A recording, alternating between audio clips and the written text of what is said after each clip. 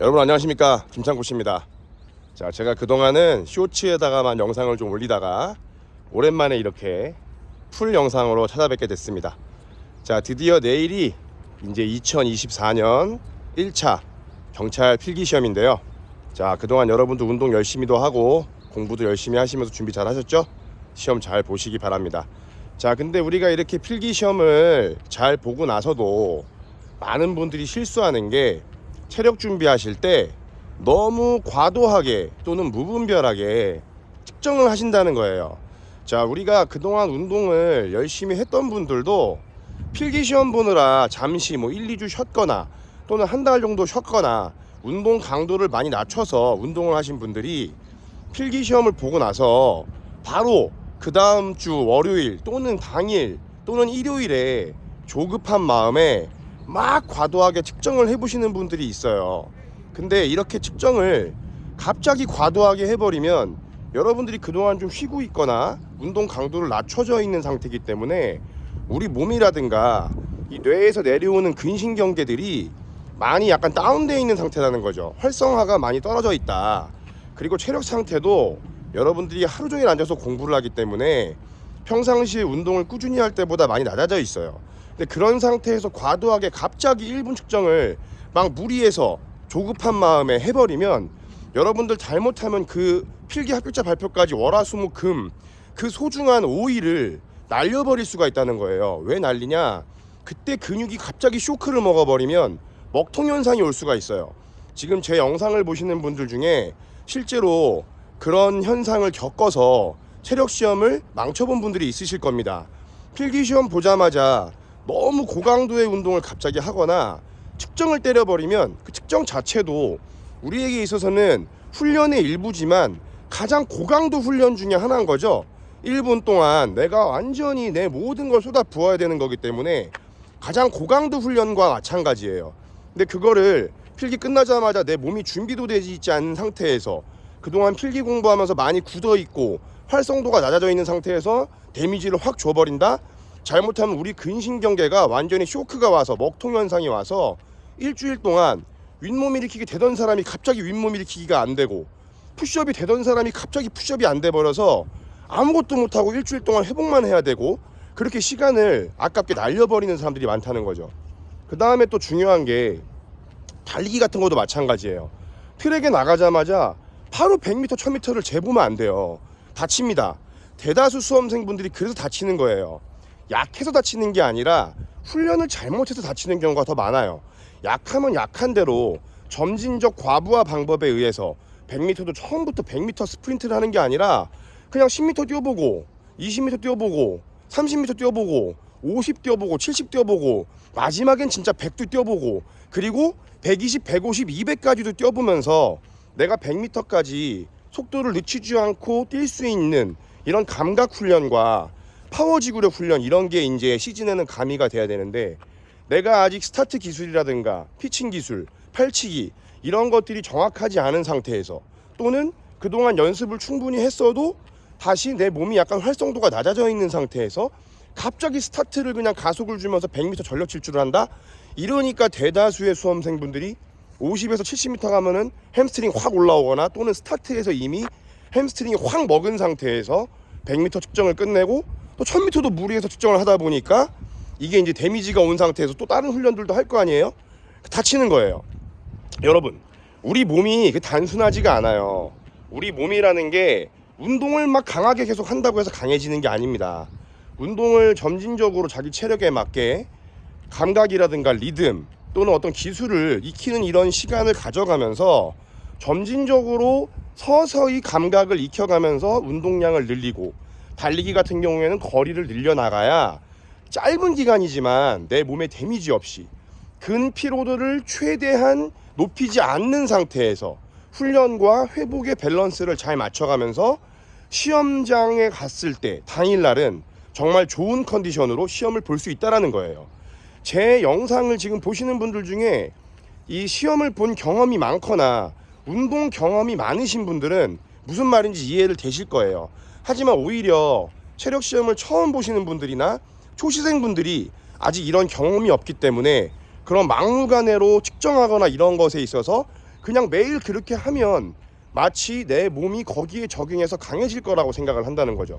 근데 우리 몸은 절대 그렇지 않습니다. 저 같은 경우도 푸시업이나 윗몸을 매일 측정하거나 100m를 계속 측정하거나 1000m를 매일 측정하면 오히려 몸이 피곤해지고 근피로도가 쌓여서 기록이 떨어져요. 우리 체력 시험 준비하다 보면 여러분들 대다수의 수험생분들이 처음보다 체력이 떨어진다라는 걸로 오히려 고민 상담 문의가 저한테도 많이 옵니다. 다른 학원을 다니면서도 그런 궁금증이 해결이 안 되니까 저한테 문의가 많이 오는데, 그게 전부 이러한 이유예요. 사람 몸이라는 게 적절한 훈련과 회복, 훈련 회복, 이게 밸런스가 잘 맞았을 때 짧은 기간이어도 최대한 퍼포먼스를 낼 수 있는 그런 성과를 여러분들이 훈련 기간을 가질 수 있다. 그러니까 여러분들이 이제 학원 가서 체력 학원을 고를 때 상담받고 이럴 때도 이런 부분에 대해서 어떤 식으로 조절을 해주느냐, 100m, 1000m 훈련은 어떤 식으로 내가 지금 잘 못하는데 훈련이 들어가느냐, 이런 것을 잘 상담을 해보고 선택을 해야 되겠어요. 무조건 측정만 많이 하고 매일 측정하고 이런 데서는 잘 늘지가 않습니다. 이거는 팩트예요. 어쩔 수가 없어요. 여러분들, 제가 뭐 그런 곳을 욕하는 게 아니라 어그로를 끌려는 게 아니라 이건 팩트입니다. 제가 정말 자신 있게 우리 학원 수험생들이 시험 성적이 그래도 대다수가 점진적으로 올라가는 거에 대해서 팩트를 말할 수 있는 게, 우리 학원은 측정을 처음부터 무리하게 하질 않아요. 제가 상태를 봐가면서, 수험생들 상태를 봐가면서 1분 측정도 1분부터 하는 게 아니라 처음에는 20초도 시켜보고 30초 시켜보고 40초 시켜보고 이런 식으로 점진적으로, 지금 제 영상을 보시는 다른 학원 코치님들도 아마 제 영상을 보시고 나서는 아, 이게 맞다 이렇게 생각이 돼서 아마 이번 시즌부터 또 이렇게 시킬 수도 있을 거라고 생각을 합니다. 근데 그건 좋은 거죠. 어차피 제가 전국에 있는 모든 수험생들을 가르칠 수 있는 게 아니에요. 그러면 제 영상을 보고 최대한 저와 비슷하게 가르치는 학원에 가서 여러분들이 부상을 최소화하고 짧은 기간이지만 1주, 2주지만 여러분들이 가지고 있는 그 잠재력을 최대한 끌어올려 줄 수 있는 곳에 가서 수업을 받아야 여러분들이 지금 인생을 걸고, 그 다음에 그 인생을 걸고 돈을 내고 가서 배우는 학원에서 얻어올 게 있다는 거죠. 지금 대다수의 수험생들이 학원 수업료는 다른 학원에 내놓고 그런 학원들에서 어떤 궁금증이 해결이 안 되니까 시즌만 되면 저한테 엄청나게 연락이 많이 옵니다. 저는 또 그런 분들한테 얘기를 함부로 못 해주는 게, 그 학원에서 그 코치님이 어떤 목적으로 그렇게 지금 지도를 하고 있는지를 모르는 상황에서 제가 거기다가 함부로 또 어드바이스를 하기가 힘들어요. 왜? 여러분들이 인생이 걸려 있기 때문에 그렇죠.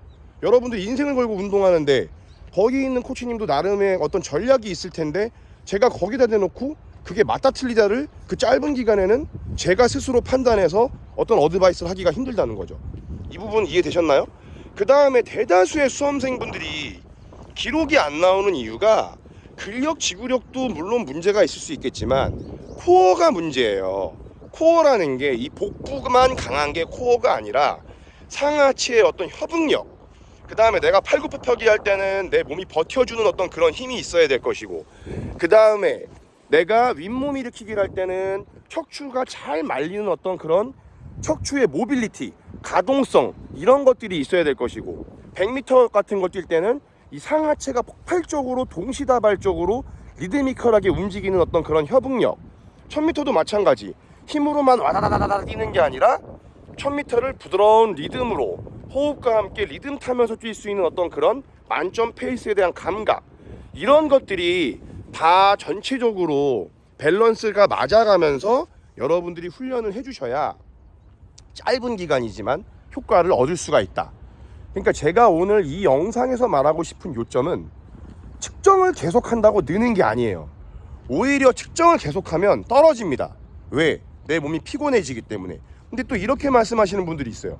그렇게 해서 근육통을 빡 생기게 해놓고 회복되면 강해진다?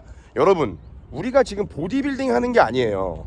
보디빌딩은 내가 근육을 완전히 운동할 때 조져놓고 얘네들이 초과 회복되게 해서 부풀게 만드는 그 근형질 섬유라는 것을 부풀게 만들어서 무대 위에 올라가는 몸을 만드는 거고, 우리는 실전 퍼포먼스를 해야 되는 사람들이기 때문에 근육통을 빡 생기고 회복되면 강해진다? 근데 중요한 건 여러분들 근육통이 생긴 상태에서 매일 측정하고 매일 고강도 훈련을 하는데 언제 회복이 되겠어요? 분할 훈련을 하는 것도 아니잖아요. 그죠? 그러니까 이 짧은 기간에 여러분들이 무턱대고 계속 측정하거나 매일 고강도 훈련을 하면 여러분들 시험을 잘 볼 수가 없다. 그 다음 100m 같은 것도 마찬가지입니다.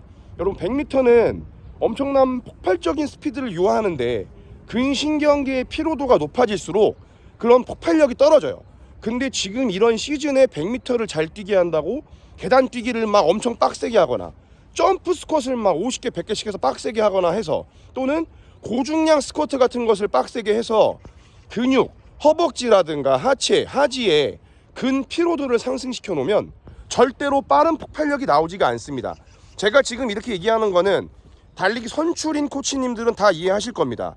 선수들이 비시즌에 필요한 어떤 근력을 보강하기 위해서라든가 적절한 파워를 낼 수 있는 기본적인 근력을 향상시키기 위해서는 중량 운동을 좀 할 수는 있겠지만 시즌으로 다가갈수록 그렇게 고중량 운동이나 막 점프 스쿼트 100개씩 또는 계단치기를 막 빡세게 하는 이런 훈련 절대 안 합니다. 그죠?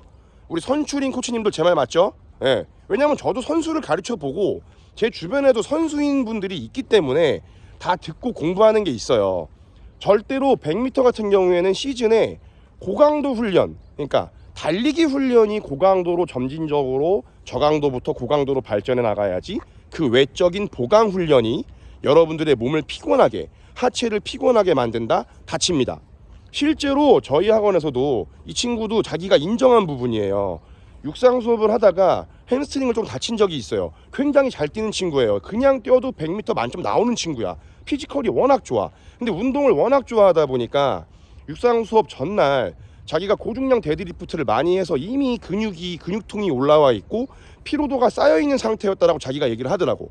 그래서 그날 빡세게 뛰지도 않았어. 그냥 슬슬 뛰었는데도 불구하고 이미 근육이 피로도가 쌓여있다 보니까 그냥 뜨끔하면서 다행히 약간 터져서 한 1, 2주 만에 회복이 되긴 했는데 여러분 이게 1, 2주인데 지금 만약에 이런 식으로 잘못된 훈련으로 인해서 여러분들이 다쳐서 필기 보고 다쳤다? 1, 2주 만에 회복이 되지가 않잖아. 그죠?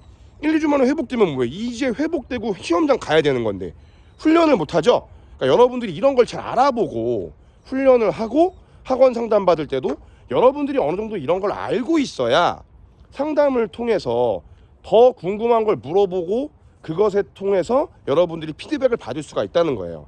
아시겠죠? 윗몸 일으키기 같은 것도 마찬가지죠. 여러분 척추가 안 말리는데 1주, 2주 동안 계속 운동만 하면 뭐해? 척추가 안 말리는데. 그럼 그런 사람들은 뭘 해줘야 돼요? 1, 2주 동안 단기간이지만 윗몸 일으키기 당연히 병행을 해야 되겠지만 척추 모빌리티 운동을 매일 꾸준히 해줘야 되겠죠. 보강 운동으로. 이런 거예요. 여러분들이 필기 끝나고 단기간에는 이제 막 근력, 지구력 이런 거를 막 올릴 수 있는 시기가 이미 지났어. 어떻게 보면 이건 어쩔 수 없는 팩트입니다. 사람이 근력, 지구력이 1, 2주 만에 엄청 좋아지고 이럴 수가 없잖아요. 여러분들도 생각을 해보세요. 공부처럼 애플 외우니까 사과 이게 아니잖아요. 우리 몸이 어떻게 그걸 1, 2주 만에 적응을 해. 단 내가 그동안 운동했고 또 운동을 안 했어도 내가 그래도 갖고 있는 잠재력을 1, 2주 동안 얼마나 끌어올릴 수 있냐가 관건이라는 거죠. 그러려면 코치님과 개별적인 어떤 피드백을 통해서 약점을 최대한 보완해야 된다. 이게 오늘 영상의 요점이고 과도한 측정 그리고 고강도의 운동은 시즌에 오히려 여러분들의 몸의 기능을 저하시킨다. 이거를 꼭 숙지하시고 여러분들이 준비하시면서 궁금한 거 있으시면 또 저한테 댓글 남겨주시면 감사하겠습니다. 여러분 그동안 열심히 공부하고 운동해서 준비한 만큼 훈련 프로그램을 잘못 짜서 체력시험 망치지 않도록 제 영상 보신 분들은 심혈을 기울여서 각 종목에 맞춰서 훈련 프로그램을 잘 짜고 훈련과 회복 주기를 잘 만들어서 짧은 기간이지만 성공적인 체력시험을 준비하시고 시험 잘 보시기 바랍니다. 아시겠죠? 여러분 끝까지 포기하지 마시고 화이팅!